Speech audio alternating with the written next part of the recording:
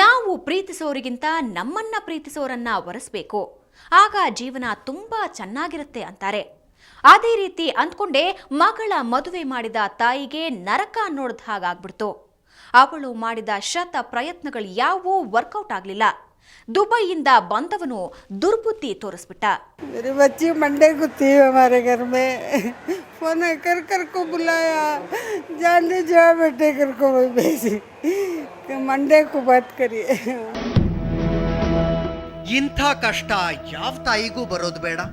ಗಂಡ ಕೊಡೋ ಹಿಂಸೆ ತಾಳೋದಕ್ಕಾಗದೆ ತವರಿಗೆ ಬಂದಿದ್ದ ಮಗಳಿಗೆ ಸಮಾಧಾನ ಮಾಡಿ ಹೆಂಗೋ ಹೊಂದಿಕೊಂಡು ಹೋಗು, ಹೆಣ್ಣಿಗೆ ಗಂಡನೇ ಸರ್ವಸ್ವ ಅಂತ ಬುದ್ಧಿ ಹೇಳಿ ಕಳಿಸಿದ ಎರಡು ದಿನಕ್ಕೆ ಮಗಳು ಸತ್ತು ಮಲಗಿದಾಳೆ ಅಂದ್ರೆ ಹೆಂಗಾಗಬೇಡ.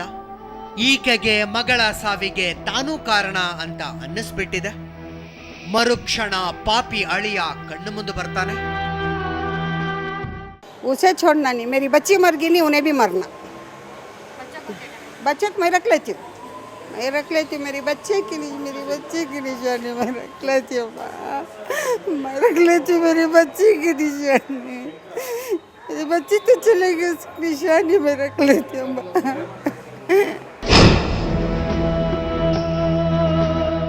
ಅವನಿಗೆ ಸರಿಯಾದ ಶಿಕ್ಷೆಯಾಗಬೇಕು ಅನ್ನೋದ್ರಲ್ಲಿ ಎರಡು ಮಾತಿಲ್ಲ. ಪ್ರೀತಿಸ್ತೀನಿ ಅಂತ ಹಿಂದೆ ಬಿದ್ದು ಪಟ್ಟು ಹಿಡಿದು ಮದುವೆ ಮಾಡಿಕೊಂಡವನು ಹೆಂಡತಿನ ಒಂದೇ ಒಂದು ದಿನ ಚೆನ್ನಾಗಿ ನೋಡ್ಕೊಂಡಿರ್ಲಿಲ್ಲ. ಅವನಲ್ಲದೆ ಆ ಮನೆಯಲ್ಲಿ ಅತ್ತೆ ನಾದಿನಿ ಎಲ್ಲರೂ ಆ ಹುಡುಗಿಗೆ ಹಿಂಸೆ ಕೊಟ್ಟಿದ್ದನ್ನ ಅಕ್ಕಪಕ್ಕದ ಜನ ನೋಡಿದ್ರು. ಚಿಕ್ಕ ಮಕ್ಕಳಿಂದ ನಾವು ಇಲ್ಲೇ ಇದ್ದಿದ್ದು ಮ್ಯಾಮ್. ಇಲ್ಲ ಹುಡುಗಿ ಮದುವೆ ಆಗುವಾಗೆಲ್ಲ ಇಲ್ಲೇ ಇದ್ದಿದ್ದು ನಾವು. ಇವಾಗ ಕಾಲ್ ಬೇಸದ್ರಲ್ಲಿ ಇದ್ದೀವಿ, ಗೊತ್ತಾಗಿ ಓಡ್ ಬಂದಿದ್ದು ನಾವು. ತುಂಬ ಹಿಂಸೆ ಮಾಡಿದ್ದಾನೆ ಹುಡುಗಿಗಂತೂ. ಎಷ್ಟೋ ಅವ್ನು ಮಾಡಿದ್ದಾನೆ. ಅವ್ರ ಅಮ್ಮನಿಗೆ ಅವ್ರ ಅಪ್ಪಗೆ ಯಾವಾಗ ನೋಡಿ ಹೊಡಿಯೋದು, ಯಾವಾಗ ನೋಡಿ ಅವಳಿಗೆ ಹಿಂಸೆ ಕೊಡೋದು. ಈ ಕಿಟಕಿನಲ್ಲೇ ಇರ್ತಾಯಿದ್ದೆ, ಯಾವಾಗ ನೋಡಿ ಅವ್ರಿಗೆ 2 ಮಕ್ಕಳು ಇಟ್ಕೊಂಡು ಇಲ್ಲೇ ಇರೋಳು ಅವಳು. ತುಂಬ ಹಿಂಸೆ ಮಾಡ್ತಾಯಿದ್ದ. ಅವನಂತೂ ಫುಲ್ ಬಟ್ಟೆ ಎಲ್ಲ ಬಿಚ್ಚಿ ಹೊಡಿತಾಯಿದ್ರು. ಅವ್ರ ಅತ್ತೆ ಅವ್ರು ನಾನೆಲ್ಲ ಸೇರಿ ಮಾಡ್ತಾಯಿದ್ರು. ಅದೇನೇ ಆದ್ರೂ ರಿಜ್ವಾನ ತಡ್ಕೊಂಡು ಸಂಸಾರ ಮಾಡ್ಕೊಂಡು ಬಂದ್ಲು. ಯಾವಾಗ ಯೂಸುಫ್ ದುಬೈಗೆ ಹೋಗಿ ಬಂದೋ ಹಿಂಸೆ ಜಾಸ್ತಿ ಆಗೋಯ್ತು. ಹೆಂಡತಿ ಮೇಲೆ ಇನ್ನಿಲ್ಲದ ಅನುಮಾನ ಹುಟ್ಕೊಂಡು ಬಿಡ್ತು. ಆಗ್ಲೇ ಆಕೆ ತಾಯಿ ಜೊತೆ ಕಷ್ಟ ಹೇಳ್ಕೊಂಡು ಏನಾದ್ರೂ ಮಾಡಬೇಕು ಅಂದಿದ್ಲು. ತಾಯಿ ಮಗಳು ಸಂಘಟನೆಗಳ ಮೊರೆ ಹೋಗಿದ್ರು. ಆದ್ರೆ ಯಾರಿಂದನೂ ಪ್ರಯೋಜನ ಆಗಿರಲಿಲ್ಲ. ಮೊನ್ನೆ ಅನಾಹುತ ನಡೆದೇ ಹೋಯ್ತು.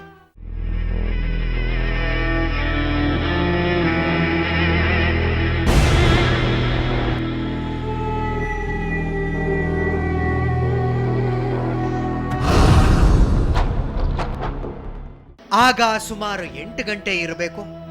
ಜೆಸಿ ಕಾಲನಿಯ ಈ ಮಹಡಿ ಮನೆಯ ಹೆಣ್ಣು ಮಗಳು ರಿಜ್ವಾನ್ ಸತ್ತು ಮಲಗಿದಾಳೆ ಅನ್ನೋ ಸಣ್ಣ ಕಲ್ಪನೆಯನ್ನು ಅಕ್ಕಪಕ್ಕದ ಮನೆಯವರಿಗಿರಲಿಲ್ಲ. ರಾತ್ರಿ ತಾಯಿಯ ಪಕ್ಕದಲ್ಲೇ ಮಲಗಿದ್ದ ಮಕ್ಕಳಿಗೂ ಈ ಅನಾಹುತದ ಅರಿವಾಗಿತ್ತೋ ಇಲ್ವೋ. ಹುಡುಗ ಬೆಳಿಗ್ಗೆದ್ದು ಕಣ್ಣು ಬಿಡೋ ಹೊತ್ತಿಗೆ ಕಂಡಿದ್ದು ತಂದೆಯ ರುದ್ರರೂಪ, ಜೊತೆಗೆ ತಾಯಿಯ ರಕ್ತ ಸಿಕ್ತ ದೇಹ. 7 ವರ್ಷದ ಹುಡುಗ ಅದನ್ನ ನೋಡಿ ಎಷ್ಟು ಹೆದರಿದ್ನೋ ಏನೋ. ಆದ್ರೂ ಧೈರ್ಯ ತಂದುಕೊಂಡು ಮನೇಲಿದ್ದ ಮೊಬೈಲ್ ತಗೊಂಡು ಚಿಕ್ಕಮ್ಮನಿಗೆ ಫೋನ್ ಮಾಡಿದ್ದ. ಅಪ್ಪ ಹೊಡೆದಾಗಿದ್ದಾರೆ ಅಮ್ಮಗೆ, ಹತೋಳಿಯಿಂದ ತಲೆಗೆ ಸತ್ತೋಗ್ಬಿಟ್ಲು ಅಮ್ಮ, ಜಲ್ದಿ ಬಾ ಅಂತ ಫೋನ್ ಮಾಡಿದರು. ಎಲ್ಲಿ ಹೊಡೆದಿದ್ದಾರೆ ತಲೆಗೆ, ಕಾಲು ಎಲ್ಲ ಹೊಡಿದ್ದಾರೆ, ಎಲ್ಲ ಬ್ಲಡ್ ಎಲ್ಲ ಕೆಳಗಡೆ ಇದೆ, ಜಲ್ದಿ ಬಾ ಅಮ್ಮಗೆ ಫೋನ್ ಮಾಡು ಅಂತ ಹೇಳಿದ್ರು.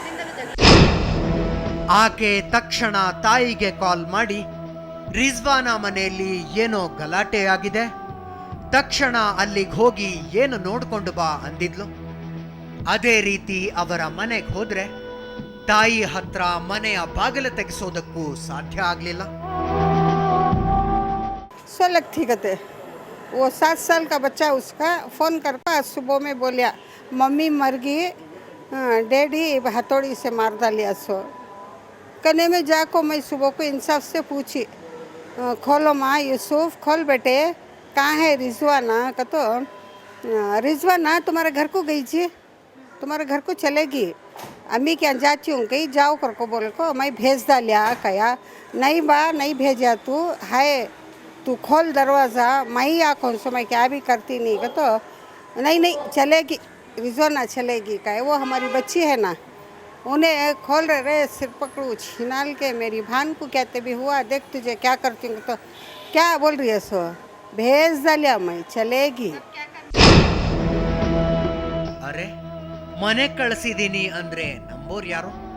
ಅವಳು ತವರಿಗೆ ಬಂದಿಲ್ಲ, ಹೋಗ್ಲಿ ಮನೇಲಿದಾಳೋ ಇಲ್ವೋ ನೋಡ್ತೀವಿ ಅಂದ್ರೆ ಅವನು ಬಾಗಿಲು ತೆಗಿತಿಲ್ಲ, ಒಳಗಿರೋ ಮಕ್ಕಳಿಗೆ ಮಾತಾಡೋದಕ್ಕೂ ಬಿಡ್ತಿಲ್ಲ. 7 ವರ್ಷದ ಹುಡುಗ ತನ್ನ ಪುಟ್ಟ ತಂಗಿನ ಹಿಡ್ಕೊಂಡು ನಡಗುತ್ತಾ ಕುಂತಿದ್ದ. ಅದ್ಯಾವುದು ಯೂಸುಫ್ಗೆ ಲೆಕ್ಕಕ್ಕೆ ಇರಲಿಲ್ಲ. ಸ್ವಲ್ಪ ಸೈಕೋ ಟೈಪ್ ಇದ್ದಾರೆ ಅವರು. 2 ಮಕ್ಕಳಿದ್ದಾರೆ, ಯೂಸುಫ್ ಅಂತ ಹೆಸರು ಅವ್ರದ್ದು.